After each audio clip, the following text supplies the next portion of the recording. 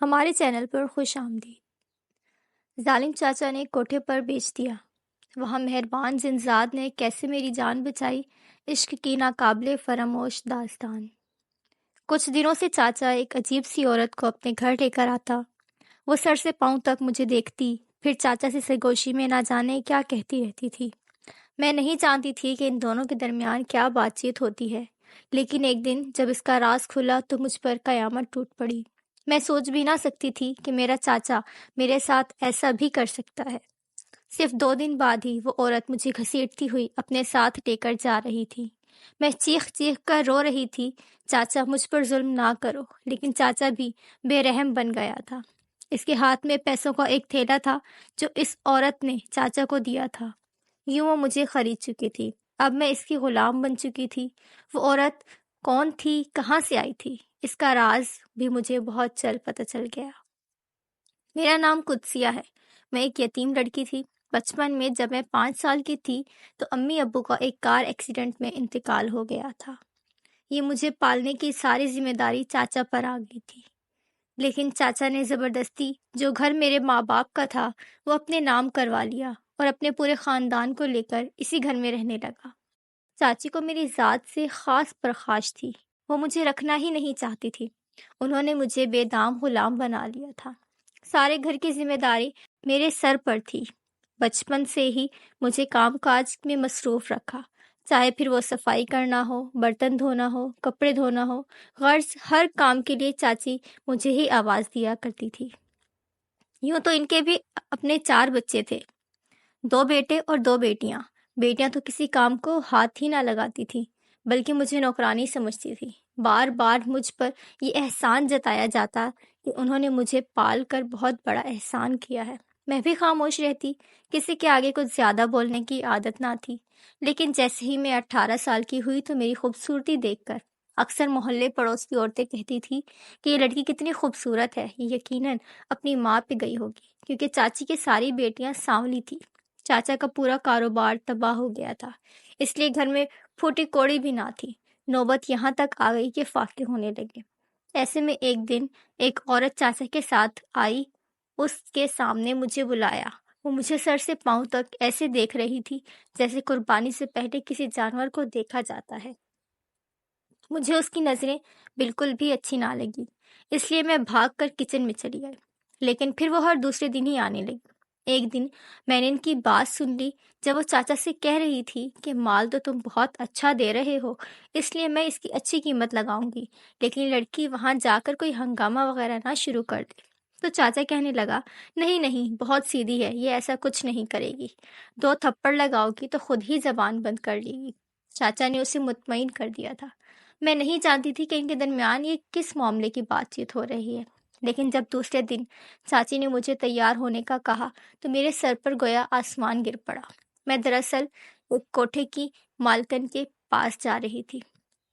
چاچا نے میری قیمت لگا کر مجھے اس کے ہاتھوں فروخت کر دیا تھا۔ میں سوچ بھی نہ سکتی تھی کہ وہ اپنی سگی بھتیجی کے ساتھ ایسا سلوک بھی کر سکتے ہیں۔ یوں وہ مجھے گھسیٹتے ہوئے اپنے ساتھ لے گئی۔ رات کی تاریکی میں چاروں طرف سناٹا چھایا ہوا تھا، لیکن میرے آنسو دیکھنے والا کوئی بھی نہ تھا۔ وہ عورت رات کو اپنے آدمیوں کے ساتھ آئی اور مجھے اپنے ساتھ لے کر چلی گئی۔ بدلے میں چاچا کو ایک تھیلی میں ڈھیر سارے پیسے دے گئی۔ میں ڈری سہمی ایک کوٹھے پر موجود تھی، وہاں میرے جیسی اور بھی لڑکیاں موجود تھیں۔ ترس کھاتی نظروں سے وہ مجھے دیکھ رہی تھی۔ میں بلک بلک کر رو رہی تھی، کوئی بھی میرے آنسو دیکھنے والا نہ تھا۔ ایک دن تو کوئی بھی میرے پاس نہیں آیا، لیکن دوسرے دن مالکن چلی آئی۔ تلخ لہجے میں کہنے لگی، خبردار جو کوئی بھی رونا دھونا مچایا تو، ورنہ مجھے لڑکیوں کو سیدھا کرنا بھی آتا ہے۔ پھر وہ ایک لڑکی کو کہہ کر چلی گئی کہ اسے تیار کرو، آج رات اسے محفل میں شامل ہونا ہے۔ میں سمجھ گئی کہ میری زندگی برباد ہونے والی ہے۔ وہاں کسی آدمی نے بھی مجھ پر ہاتھ رکھ دیا تو وہ مجھے اپنے ساتھ لے جائے گا۔ نامناسب سا لباس پہنا کر مجھے محفل میں سب لوگوں کے سامنے پیش کر دیا۔ مجھے کچھ بھی کرنا نہ آتا تھا۔ میں ایک جانب سہمی ہوئی بیٹھ گئی۔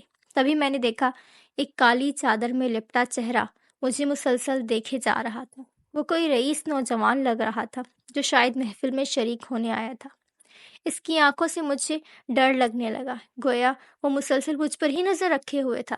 پھر جیسے ہی محفل ختم ہوئی، تمام آدمی اپنی اپنی پسندیدہ لڑکیوں کو اپنے ساتھ لے کر جانے لگے، لیکن اسی کالی چادر والے نوجوان نے میری طرف اشارہ کیا تھا۔ میں سمجھ گئی آج میری زندگی برباد ہونے والی ہے۔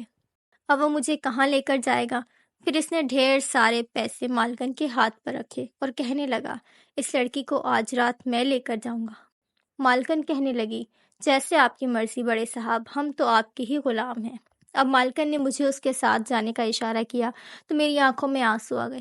میں اس کے پیچھے پیچھے باہر آ گئی، لیکن وہ مجھے لے کر کہاں جا رہا ہے یہ دیکھ کر میرے رونگٹے کھڑے ہو گئے۔ یہ ایک ویران سی جگہ تھی، دور جنگل کے بیچوں بیچ ایک چھوٹا سا خوبصورت گھر بنا ہوا تھا۔ کیا یہ نوجوان اس ویرانے میں رہتا ہے؟ مجھے یہ دیکھ کر خوف محسوس ہوا۔ میں اس کے گھر میں موجود تھی، ایک کمرے میں بیٹھی تھی۔ پھر وہ میرے سامنے آ کر بیٹھا اور کہنے لگا، آج تو میری تنہائی دور ہو جائے گی۔ کتنے برسوں سے میں اکیلا اس گھر میں رہتا ہوں۔ اس کی آنکھوں میں عجیب سی کیفیت تھی۔ تبھی میں نے اس کے سامنے ہاتھ جوڑے اور کہنے لگی، خدا کے لیے مجھ پر رحم کرو، میں ایسی لڑکی نہیں ہوں۔ میری ظالم چچا نے مجھے کوٹھے پر بیچ دیا، ورنہ میں ایک پردے دار لڑکی ہوں۔ میری عزت کا خیال کرو۔ وہ حیران نظروں سے مجھے دیکھ رہا تھا، پھر کہنے لگا، میں صرف تمہیں اپنی تنہائی دور کرنے کے لیے لایا ہوں۔ اگر تم کوٹھے سے فرار ہونا چاہتی ہو تو میں تمہاری مدد کر سکتا ہوں۔ میں حیران ہو کر اب اسے دیکھ رہی تھی۔ پھر وہ کہنے لگا، تمہیں یقین نہیں آئے گا، تم اس وقت جنات کے گھر میں موجود ہو۔ یہ گھر تو ہزاروں سالوں سے ویران ہے، یہاں کوئی بھی نہیں آتا۔ یہاں پر کئی سالوں سے میں آباد ہوں۔ میں پھٹی پھٹی نگاہوں سے اسے دیکھ رہی تھی۔ ایسا لگ رہا تھا جیسے ابھی وہ اپنے اصلی روپ میں آ جائے گا۔ مجھے یوں دیکھتا پا کر وہ کہنے لگا، دراصل میں اس وقت انسانی روپ میں ہوں۔ کبھی کبھار اس طوائف کے کوٹھے پر چلا جاتا ہوں، کسی نہ کسی لڑکی کو اپنے ساتھ لے کر آتا ہوں تاکہ پوری رات اس کے ساتھ دل بہلاؤں، اس کے ساتھ باتیں کروں، کیونکہ اکیلا رہ کر میں بہت تنگ آ گیا ہوں۔ ہر لڑکی میری خوبصورتی دیکھ کر مجھ پہ فدا ہو جاتی تھی۔ وہ نہیں جانتی تھی کہ میں ایک جنزاد ہوں، لیکن تمہارے منہ سے یہ بات سن کر میں حیران رہ گیا کہ تم یہ کام نہیں کرنا چاہتی، لیکن پیسوں کے لیے تو ہر لڑکی برے کام کرنے کے لیے تیار ہو جاتی ہے۔ میں روتے ہوئے کہنے لگی، میں ایسی لڑکی نہیں ہوں، پلیز میری مدد کرو، کسی طرح مجھے یہاں سے نکال کر کہیں باہر چھوڑ دو۔ اب جنزاد رات کی تاریکی میں مجھے ایک گھر میں چھوڑ کر چلا گیا۔ وہ ایک چھوٹا سا گھر تھا جو کسی گاؤں میں واقع تھا۔ میں خوف سے کانپتے ہوئے کہنے لگی، کیا اس گھر والے مجھے رہنے دیں گے؟ جنزاد کہنے لگا، اس گھر میں بہت اچھے لوگ رہتے ہیں، یہ مسجد کے امام کا گھر ہے، جو اس گاؤں کے امام مسجد ہیں۔ وہ تمہیں اپنے گھر پناہ دے گا، دوبارہ تمہیں اس کوٹھے پر جانے کی ضرورت نہیں پڑے گی۔ میں نے تشکر بھری نظروں سے اس جنزاد کو دیکھا، ایک دم ہی وہ میری آنکھوں کے سامنے سے غائب ہو گیا۔ جیسے ہی میں نے دروازہ کھٹکھٹایا تو دروازہ کھولنے والا ایک بوڑھا آدمی تھا، جس کی سفید داڑھی بتا رہی تھی کہ وہ مسجد کا امام ہے۔ پھر میں ان دونوں میاں بیوی کے ساتھ رہنے لگی۔ میں سوچ بھی نہ سکتی تھی کہ میرا سگا چچا میرے ساتھ یہ کر سکتا ہے، لیکن اس ذات کا مجھ پر احسان تھا جس نے مجھے کوٹھے سے نکال کر اس گھر میں پہنچا دیا تھا۔ کوٹھے کی مالکن تو یہ نہ جانتی تھی کہ مجھے اپنے ساتھ لے کر جانے والا ایک جنزاد ہے، جس نے میری عزت برباد نہیں کی بلکہ میری عزت کی حفاظت کی تھی۔